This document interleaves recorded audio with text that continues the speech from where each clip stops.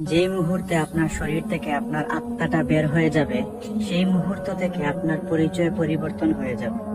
আপনাকে অনেক মানুষ চেনে, এক নামে আপনাকে সবাই চেনে, আপনি অনেক পরিচিত, অনেক ফেমাস। কিন্তু দ্য মুমেন্ট যখন আপনার শরীর থেকে আপনার আত্মাটা বের হয়ে যাবে, তখন আপনার একটাই পরিচয়, সেটা আপনি একজন লাশ।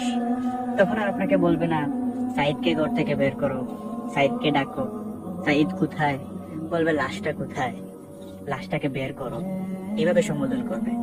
তাই আপনার জানাজার নামাজ মানুষ পড়ার আগে আপনি নামাজে নিয়মিত হন, নামাজ পড়ার চেষ্টা করেন, আল্লাহর যত কাছাকাছি যাওয়া যায় সেটা যেভাবে করা যায় করার চেষ্টা করেন, আল্লাহর সাথে নিজের সম্পর্কটা ভালো করার চেষ্টা করেন। অচিরেই আপনি নিজেকে কবরের ভিতরে আবিষ্কার করবেন।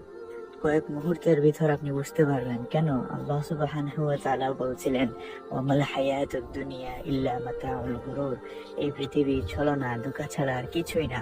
অচিরেই আপনি বুঝতে পারবেন আপনার কাটানো প্রত্যেকটা মুহূর্ত কতটা গুরুত্বপূর্ণ ছিল আপনার জন্য, এবং প্রত্যেকটা মুহূর্ত আপনার জন্য ছিল এক একটা অফার, ক্ষমা পাওয়ার অফার। কিন্তু আপনি সেটাকে কাজে লাগাননি।